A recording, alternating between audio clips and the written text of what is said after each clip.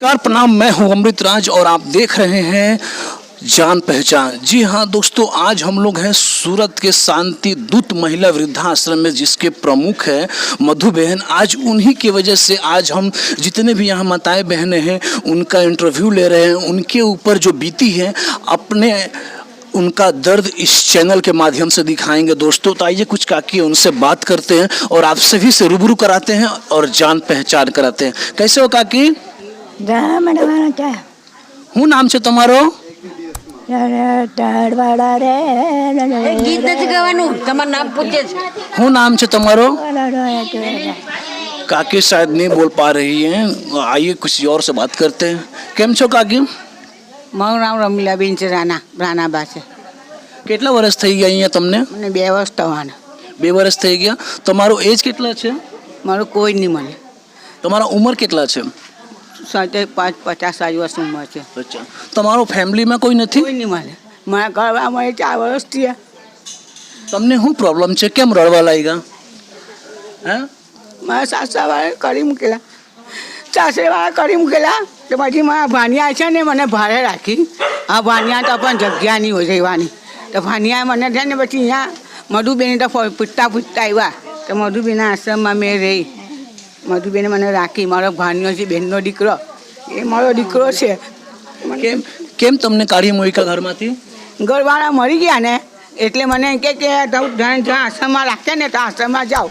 પછી હું અહીંયા મારા ભાઈઓ હટતો આવ્યો આશ્રમ, તો મધુબેનની મધુબેનની ફેની તો હું રેતી થઈ ગઈ અહીંયા કરી। મેં તમને અહીંયા સારું લાગે છે? મને બહુ સારું છે। મધુબેન છે, રાધીબેન છે, બધું અમને ખાવા પીવાનું, કપડાં લત્તા બધું જ આપે।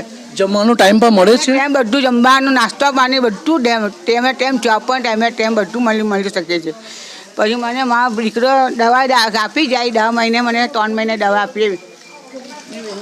आइए काकी थी, आइए और भी किसी काकी से बात करते हैं और आप सभी को एक उनकी पहचान कराते हैं। लेकिन दोस्तों कहना यही है ना कि इस वीडियो को अब ज़्यादा से ज़्यादा शेयर करना, ताकि हो सकता है इस वीडियो बनाने का मकसद यही है कि दोबारा ऐसा किसी के साथ ना हो।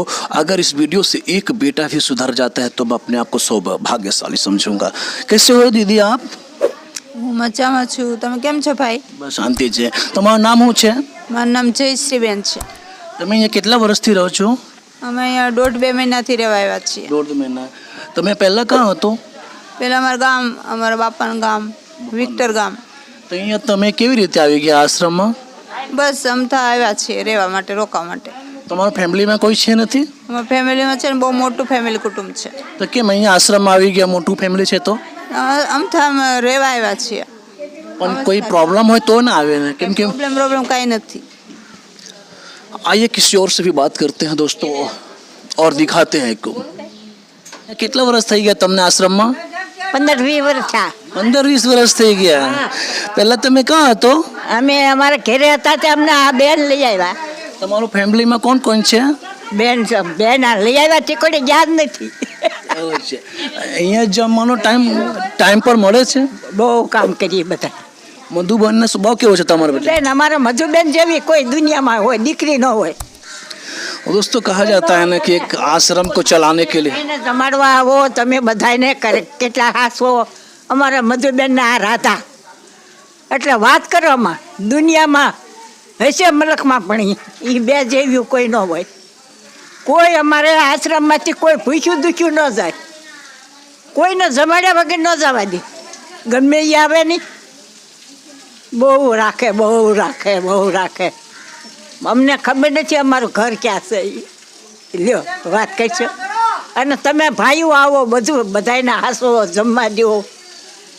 એ તો તમારો ભાવ બાપા બહુ જ, તમે બહુ રાખો, તમારો બહુ ભાવ। તમને ભગવાન સુખી રાખે। दोस्तों कहा जाता है ना कि अगर ये वृद्धाश्रम ना होता तो ये जो माताएं बहनें इनका क्या होता। आइए कुछ और भी हैं माताएं बहनें, उनसे बात करते हैं।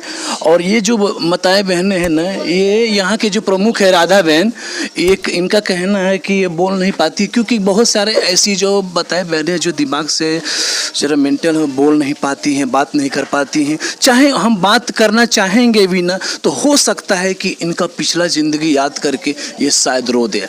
तो दोस्तों ऐसे ही वीडियो को देखने के लिए आप अधिक से सब्सक्राइब फॉलो करना ना भूलें। तो मिलते हैं अगले वीडियो में हम आप और एक नए वीडियो के साथ। तब तक के लिए जय हिंद, जय भारत, भारत माता की जय।